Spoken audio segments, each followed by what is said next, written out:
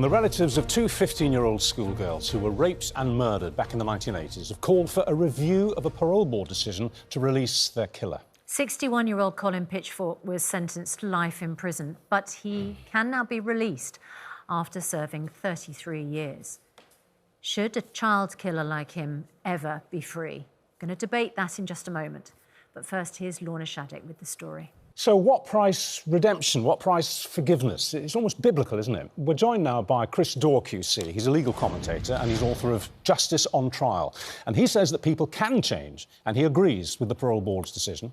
And also we're joined by Sue Hill, a retired Met Police senior detective, and she thinks that Pitchfork should absolutely remain in prison. But if I can come to you first of all, Mr. Daw, irrespective of whether or not Pitchfork has indeed genuinely repented, whether he's embraced Christ, I don't know. But irrespective of that, are there not some crimes which are so serious and are so vile and so repellent that actually life really should mean life? That even if the person's changed, they still deserve, because of what they did, to stay in prison forever?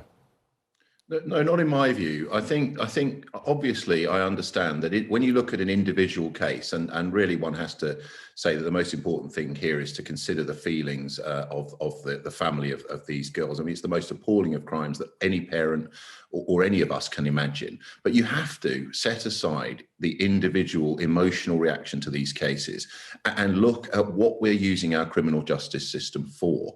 And the purpose of the criminal justice system is not simply to keep people in prison until they may be 90 years old as a punishment for just because of the nature of the crime. When you adopt that mindset of locking people up, life means life without parole, and you increase the use of such sentences, what you end up with is a much worse criminal justice system, and you actually end up with a lot more crime, and particularly murder and violence overall, as they do in the United States, where life means life for many people, and they have very high levels of violent crime. But if life is life in a case like this, surely it's also sending out a message of deterrence. It's basically saying if you commit something as serious as this, you won't see daylight again. It doesn't. There's no such thing as deterrence in criminal justice. I mean, I've written a book about this, and the idea that increasing sentences acts as a deterrence is just a myth. As I've already mentioned, the United States, they have off-the-chart sentences. They have 2.3 million people in their prisons, tens of thousands of them locked up for the whole of their lives. And does anyone think the streets of Chicago are safe as a result? There's no deterrent. It doesn't work. It's just a myth. What works is to intervene with young people, but also to recognise that when someone in this, as in this case, has gone from his 20s when he committed the crimes to his 60s, there is a very significant possibility that he may have reformed, and most importantly of all, that he may no longer represent a risk to the public. And that's what matters, particularly in the case of elderly or older defendants who have been in prison for a very long time. OK, Sue Hill, I think that your voice probably represents popular public opinion on this, that actually someone who has committed a crime as disgusting, as stomach-churning, as upsetting as this should stay in prison for the rest of their life. But as Mr. Daw says, the purpose of justice is not eternal vengeance. It is to see rehabilitation. And in this case, the Parole Board have judged his behaviour is now positive. He has made exceptional progress. And that sends out a message: people, even the worst amongst us, can change. I totally agree, and I'm not against rehabilitation of offenders, not at all. However, the Parole Board in the last decade have let 95 people out on parole, and they've gone on to commit horrendous crimes. What we're talking about here is two young girls that were murdered, raped and murdered by this brutal killer. Now, those families, and I'm probably more emotional than Chris, because Chris reads about it and he talks about stats and he's written a lovely book. I know families, I've dealt with families, I've knocked on their door to tell them their daughters have been raped and murdered. When you feel that raw emotion of families, then you'll understand where I'm coming from. So I speak for victims, and I'm tired. I listened to what Chris has said. Great, lovely. You know what? It is a deterrent, because when they're locked up, when they're banged up and put away, they don't come back out to commit more crimes. Now, we know over the years we've seen so many people who've duped parole boards. This is a violent, vile killer. and we need to protect our innocent people. Young girls were raped and murdered, and if you met the families like I have, and you've been there and see the trauma, the devastation, it's not just the parents, it's the siblings, it's aunts, it's uncles, it's right across the board. So, Chris, you can sit there dispassionately, and I'm passionate because somebody needs to have a voice for victims. And I do believe in rehabilitation. My daughter was a rehabilitation officer. However, the crime, when you take 2 little girls' lives and you rape them and you brutally attack them, then you stay in prison and you stay locked up. Sue Hill, can I just ask, would your starting point be, because I know that the government's considering, is proposing change in the law on this, would your starting point be that if you are convicted of a crime where children are raped and murdered, the starting point is a whole life order with no parole? Particularly when you look in this case, Suzanne, there is no doubt. DNA evidence. He admitted it. He is convicted. There is no area of doubt here. This is someone, he's only 61 years old. He's still a relatively fit man and he can go back out. I have no faith in letting someone like that out unless you tag him and tie him and he's not allowed out and he stays at home and goes nowhere. But I remember dealing with a father after a MAPA, which is when we manage dangerous criminals, and saying to a father of a young girl, I'm sorry, I have to let you know that this guy will be coming out. He's coming out. And he said to me, Sue, do you know what it's like? I'm never going to see my daughter get married, never see her have grandchildren. He has taken not only my daughter's life, my wife's life. And I think, right now, we've become this nanny state. This man is a violent offender. Keep him locked up. Let's take this back. I do believe in rehabilitation, but not someone who's a child murderer. Let's take this back to Chris. Isn't the problem here that this is a visceral crime? This isn't a grand larceny. This isn't a fraud. This isn't a hot-tempered fight that led to a manslaughter charge. This is visceral. This is a man who had a perverted and warped sexual impulse to attack and murder a teenage girl. And not just once. 2 years passed. 2 years for him to reflect and think about what he'd done, and he did it again. It was very much a part of his DNA, if you like, this compulsion to attack, sexually molest, rape and murder teenage girls. A lot of people, and I put myself in this camp, would think that that is actually a timeless personality. That's not something which is going to change, that inherent compulsion in a man like that, a monster like that, is a permanent state. Would you accept that? And if you do, can you not see why people would be deeply, deeply distressed at the thought of him basically going down the pub?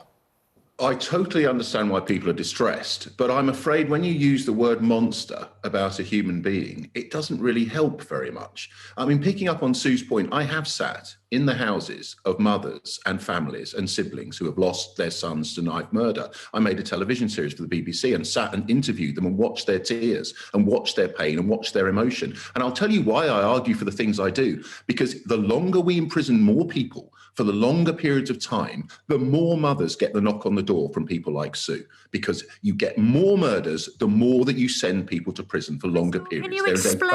Can you explain that direct connection? Because that is counterintuitive. It is, yeah. To anyone listening. Well, it might be counterintuitive, except when you look at the evidence. As I say, that I wrote a book in which I argued, in fact, we should stop using prison in the way that we do completely, because we're addicted to the use of prison as the answer to everything. And the truth of it is that those mothers don't get their children back if someone stays in prison for longer. They may get a sense of some sort of feeling of I don't know, that there is a safety or something's been achieved as a result of it, but nothing's going to bring back their children. Yes, Nothing is going to. It's an eternal punishment, isn't it? I mean, I can't imagine. And we have the honour of sharing those stories when we're in broadcasting as well. And listening to those stories is immensely distressing. I can imagine if you're in that situation, you would want that person torn limb from limb, Absolutely. Frankly. Well, they did. And families I spoke to were arguing they should have had the death penalty. And of course, I understand that reaction. But let's go back to your question. Why do I argue for the things I do? It's because I want fewer and fewer mothers to get those knocks on the door. And you go to the United States, and I've been in communities in the United States where many people, including young people, are locked away for life without parole. And half of the male population is in prison at any one time. And I can tell you that the mothers of those communities are the ones that are most likely of all to get the knocks on the door. Well, because once you create this mass incarceration system, then you just create an entire mentality that prison means nothing. Well, let's put that back to Sue. Let's put that back to Sue. I'm sure you've got a vigorous response to this. As Susanna quite rightly said, that is a very counterintuitive point to say that the more we lock people up, the more crimes are going to be committed. Do you understand the logic of that, Sue? Of course I do. I was appointed to investigate every knife crime across London and oversee when young men were dying on our streets. And I totally understand. Dealing with knife crime, young people who have committed offences when they're young, when they're in gangs, that is a different issue. We are not debating that this morning, Chris, as well. You know, what we're talking about here is a different issue. This is a child killer who has gone on, as Richard just quite rightly pointed out, he was in his 20s, he wasn't a child. We're not talking about knife crime, the people that you've gone to see. We're not talking about that. This is a completely separate issue. And as well, you know, the Parole Board have made many, many, many mistakes over the last 10 years. So my voice is for those people who say, and I'm talking for those families. I was with a family last week whose daughter was murdered and raped because the man that raped and murdered her was let out of prison for 2 other offences of rape. And 2 years later, her little sister killed herself. So you might understand why I'm a little bit emotional. And I'm fighting for that girl. So am I. And that's family. The last thing I want to see. And as you know, there is a review system in place specifically because of many of the mistakes that have been made. And the Secretary of State, I have little doubt, will refer this to the review mechanism. All of the Parole Board decision-making will be trawled over once again. All of the psychiatric reports, all of the other educational reports, risk assessments, of which there will be a forest in a case like this, will be poured over again, completely afresh. If necessary, it can go to court, all the way to the Supreme Court. It can be challenged time and time again. So if the Parole Board have got it wrong, there are systems and checks and balances now in place to put it right, as happened in the War Boys case and in other cases where people were initially released on parole, but the decision was overturned. We have a process to deal with that. But where someone doesn't represent a risk anymore, there is absolutely no purpose in being in prison. But you understand surely the points made here about the Parole Board, and you're absolutely right, Sue, to make that point, that really they've lost public confidence. I mean, look at the Fishmonger Hall terrorist attacks. 2 people dead because that man was released, and he was a clear and present danger, and yet he was still He wasn't released on parole. I mean, I wrote a whole chapter about that case in my book. He wasn't released on parole. He was released on licence after serving half of his sentence automatically. So it was nothing to do with the Well, that's a fine parole. difference, isn't it? And makes very little difference to the families of the 2 men, the 2 people that he stabbed to death. Absolutely, it doesn't. And do you know the father of one of those young men is the first person to have come out immediately after the attack to say, do not start locking people up for longer in my son's name, because his son was actually committed to getting people through the criminal justice system and not keeping them in prison forever.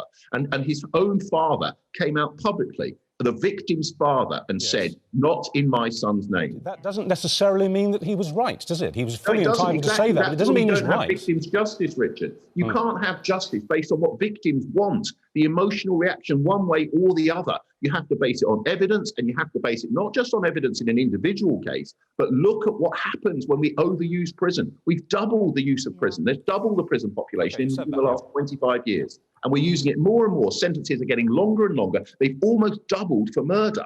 And is everyone happy? Do we want to double it again until we've got a prison population of 500,000? Is that where we want to go? Because that's where you end up. It's a very, very hard argument to be dispassionate about, because as Sue says, you know, if you listen to the families who will never bring their children back, then these people would be away forever.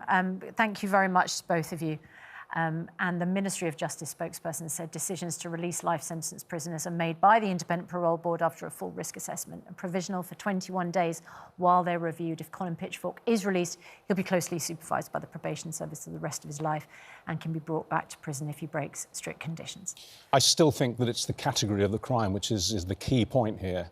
What he did betrays a twist to his soul, if you like, to his personality, which I don't think is going to atrophy with age. It's just there, it's in him. And he did it twice.